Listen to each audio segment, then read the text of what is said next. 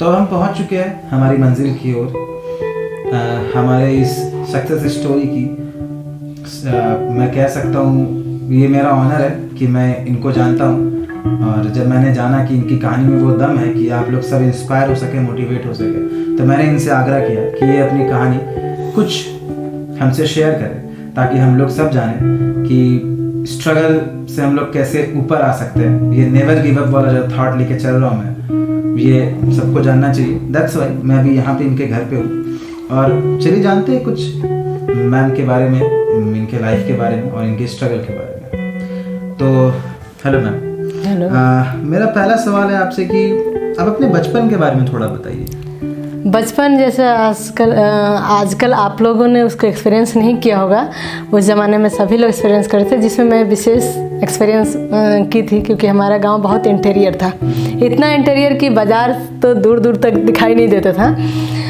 तो बहुत ही स्ट्रगलिंग रहा, और हम लोग गांव में उतनी सुविधाएं थी नहीं, फिर भी उसी कम सुविधा के बीच हम लोग अपना स्ट्रगल करते हुए अपने पढ़ाई को और अपने बचपन को जिए। लेकिन हाँ, गांव के जो माहौल होते हैं उसको पूरी तरह से जिया हमने। गांव के हर चीज़ को अनुभव किया, जो आज एक तरह से लगता है एडवेंचर किया हम लोगों ने। आज के बच्चों के लिए एडवेंचर था जो हम लोगों ने जिया। और आपका पढ़ाई लिखाई का क्या है मैम?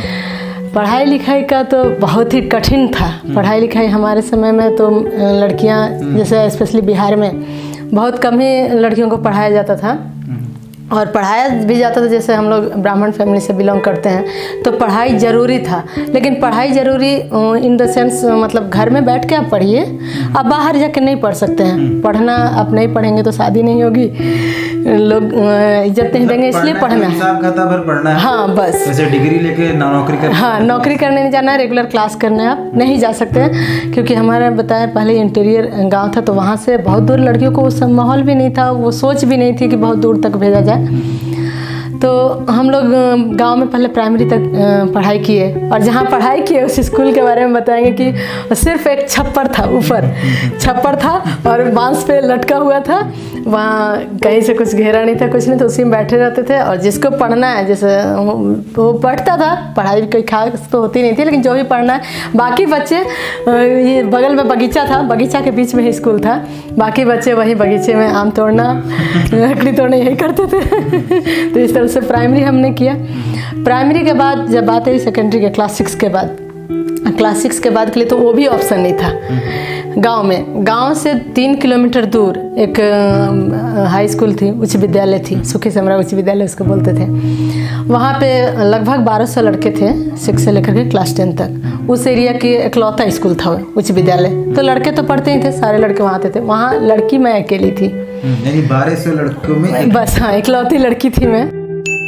हाई स्कूल में, और ये जो 11-12 था, इसमें आपके फैमिली वालों को क्या सपोर्ट था आपको पढ़ा? ये मेरे मम्मी पापा का पूरा सपोर्ट था, और मम्मी पापा तो बाहर ही रहते थे, तो फिजिकली सपोर्ट तो मेरी माँ का ही था। और माँ का मतलब बहुत बहुत धन्यवाद मैं देना चाहूँगी, क्योंकि उस ज़माने में एक माँ अपने बेटी के लिए उतना ज़्यादा अवेयर नहीं थी, तो इसके लिए मेरी माँ उस समय के लिए स्पेशल थी। आपके पापा आर्मी में हाँ। तो ये फैसला लेना कि हमारी बेटी बाहर जाके पढ़ेगी या वो बाहर जा रही है, और उस समय का जो दिन चलता था कि कोई कुछ बोल दे ऐसा वैसा, तो ये सारा टैकल जो है वो सिंगल पेरेंट्स होके आपकी मम्मी ने ही किया? हाँ, मम्मी ने ही किया। उन्हीं का रहता था कि ये जाएगी, आज तुम जाओ पढ़ने। हाँ बिल्कुल। पापा तो देश की सेवा में लगे। हाँ, बाहर थे वो, तो मम्मी का ही सपोर्ट था पूरा।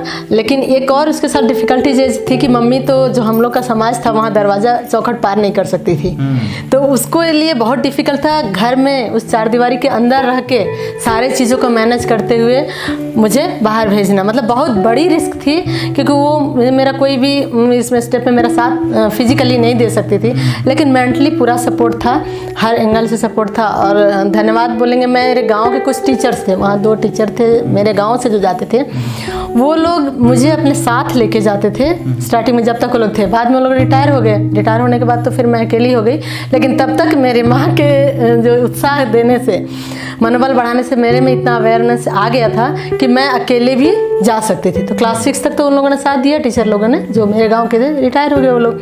फिर मैं वही 3 किलोमीटर अकेले जाना आना पर डे करती थी। 10th के बाद जब मैं 12th करने के लिए रांची है, उस समय पापा रांची पोस्टिंग हो गया था। ये कौन से साल की बात है? ये तो 98 का। 98 में मैंने मैट्रिक किया। मैट्रिक करने के बाद अब तो मेरे पास वो भी ऑप्शन ख़त्म हो गया, क्योंकि वहाँ आसपास में कोई कॉलेज नहीं थी। और पापा, हाँ, शहर कहीं ना कहीं जाना था। तो पापा ने लास्टली डिसाइड किया, उनका पोस्टिंग रांची हुआ। हाँ, तो उन्होंने सोचा मेरे दोनों भाई भी थे, उनके लिए भी तो आगे प्रॉब्लम होगी, तो क्यों नहीं हम रांची ही लेकर के आते हैं। तो रांची लेकर के आए। रांची लाने के बाद वही हुआ कि पढ़ाई का जो कंडीशन मैं आपको बोली कि मैं तो पढ़ करके ये नहीं पता था कि मैं पढ़ के क्या करना है, तो मुझे बस पास करना है, इतना पता था कि पास करना है। तो पढ़ाई वैसे ही सो हुआ था। और हमारे टाइम में ये था कि इंग्लिश तो क्लास 6 में जाने के बाद this is a pen that is a pen वाला पढ़ाई किए हम लोग। और यहाँ आने के बाद हमने साइंस ले लिया रांची वीमेंस कॉलेज में। अब साइंस तो अपने ऊपर दिमाग सर से ऊपर पार हो जाती थी लेक्चर। फिर उसके लिए भी यहाँ करके स्ट्रगल करना पड़ा। और लेकिन एक प्लस पॉइंट, यहाँ आने के बाद पापा हमारे साथ रहे 3 साल तो उन लोग का रहता है। तो उनका सपोर्ट रहा। आते ही रांची अपने फुली खुद डिपेंड होकर के रहो, क्योंकि चीज़ें जब तुम ठोकर खाओगे, जब तुम स्ट्रगल करोगे तो चीज़ों को ज़्यादा समझोगे, खुद समझोगे। हाँ, तो मैं पहली बार जब रांची आई तो मेरे लिए तो बहुत बड़ी चीज़ थी कि इंटीरियर गांव से निकल के रांची आई, वो भी इतनी बड़ी मतलब शहर में आई मैं। फिर भी पापा ने बोला नहीं, कॉलेज खुद जाओ। स्टार्टिंग मेरा वहीं से हुआ सेल्फ डिपेंडेंट होने का। कॉलेज खुद से जाओ, खुद से करो, जहाँ है हम हैं, लेकिन करो खुद से। हाँ, माहौल मिल गया था कि कॉलेज में क्लासेस में आप इकलौती लड़की नहीं थी। हाँ, बहुत सारे और दोस्त मिले होंगे। हाँ, पूरा ग्रुप मिला, क्योंकि ये तो रांची वुमेंस कॉलेज ही था, ऐसे भी तो लड़कियों का ही ग्रुप था। तो यहाँ आने के बाद वो एक माहौल भी मिला और मुझे और लड़कियों को देख और हिम्मत आ गई, क्योंकि तब तक मैं अकेली थी। मैं उसी में सेटिस्फाइड थी कि मैं जो कर रही हूँ काफ़ी है, सब जो कुआं के मेढक थी मैं। लेकिन फिर यहाँ आने के बाद जब लड़कियों को देखी और फिर वही पढ़ाई शुरू हुआ। फिर यहाँ अपना थोड़ा मेहनत की और कुछ प्रोफेसर्स थे, जिसमें एक मीना सहाय थी, डॉक्टर मीना सहाय, सुषमा जी मैडम जो थी, इन लोग का फुल्ली सपोर्ट रहा मेरे साथ। तो मैं फिर उसको भी की, जो भी मेरे में कमी था उसको मैंने स्ट्रगल किया, मेरे पापा के सपोर्ट से मैंने उसको क्लियर किया। करते हुए फिर मेरे दिमाग में एक बार आया कि मैं मेडिकल करूं, मेडिकल का तैयारी करूं। लेकिन एक तो बहुत ज़्यादा पेमेंट नहीं था पापा का, उतना ज़्यादा ये नहीं था, साउंड फैमिली से नहीं आते थे कि हम मेडिकल का पढ़ाई का सोचें।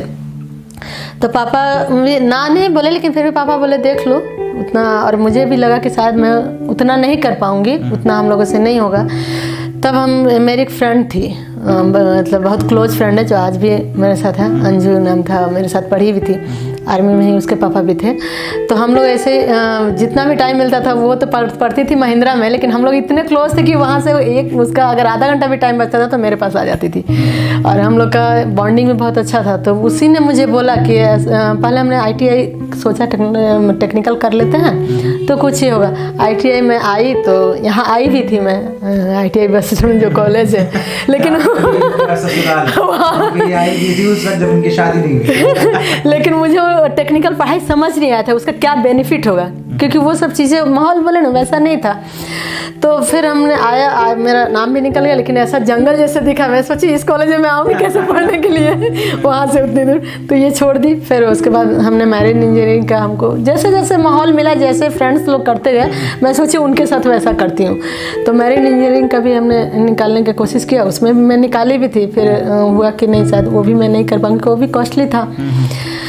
तब हम लोग फिर BSc करने का मैं सोची कि ठीक है, अभी तो सब तो हमसे नहीं होगा, सारा कुछ परिवार को देखते हुए, अपने फाइनेंशियल स्थिति को देखते हुए, तो हमने सोचा ठीक है हम BSc कर लेते हैं, BSc के बाद जो करना होगा करेंगे। वही पढ़ाई करते हुए अंजू और मैं एक दिन, मतलब सडनली उसने बोला एक फॉर्म निकला है, चलो ना इसको भरते हैं। तो कुछ करना था, ये तो हो गया था कि कुछ करना है, तो उसके साथ मैं भी भरी, उसी ने भरा, तो उसके चलते मैं भी फॉर्म भरी SSC का। फिर लास्टली में एग्जाम में बैठी, निकल गया। हाँ, फर्स्ट अटेम्प्ट ही था, और मतलब बिना किसी एम का, बस इतना ही एम इतना ही था कि कुछ करना है। हाँ, तो वो निकल गया। तो आगे बढ़ते गए, लास्ट में मेडिकल क्वालिफाई किए कि उन ऑलराउंडर बेस्ट भी मैं रही ट्रेनिंग में, ऑलराउंडर बेस्ट रही मैं, राइफल से लेकर के रिटर्न से लेकर के सारे चीज़ में। और इसमें भी जो मेरा रिटर्न भी जो था, उसमें भी मेरिट में मेरा नंबर 1 था रिटर्न में। अच्छा। तो उसमें भी लोग जैसा बोलते हैं, सुनने में आता है कि बहुत सारा कि सरकारी नौकरी में घूस देना पड़ता है, ये देना पड़ता है। तो वो सब चीज़ तो हमारे साथ नहीं हुआ नहीं। कहीं ना कहीं मेडिकल में एक प्रॉब्लम हुआ था, तो मुझे भी डर लग गया था कि मेडिकल में मेरा हार्ट बीट थोड़ा सा हाई हो गया था।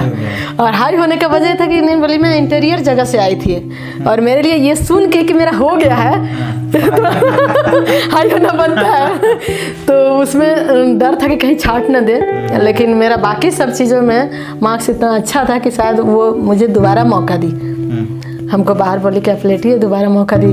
तो मतलब वो सब भी प्रॉब्लम नहीं आ गया, तो ये वहाँ से और ज़्यादा मतलब उत्साह बढ़ गया था कि नहीं, जब मैं इस चीज़ को क्लैरिफाई कर सकती हूँ, मैं सबसे आगे थी। क्योंकि मैं एक इंटीरियर गांव से आई हूँ, और मेरे साथ जितनी भी लड़कियाँ थी वो सिटी में पढ़ी थी, या फिर उनके साथ बहुत लोग बहुत मेरिट है, कोई MSc किया हुआ है, कोई M.Tech किया हुआ है, इस तरह के थे लोग।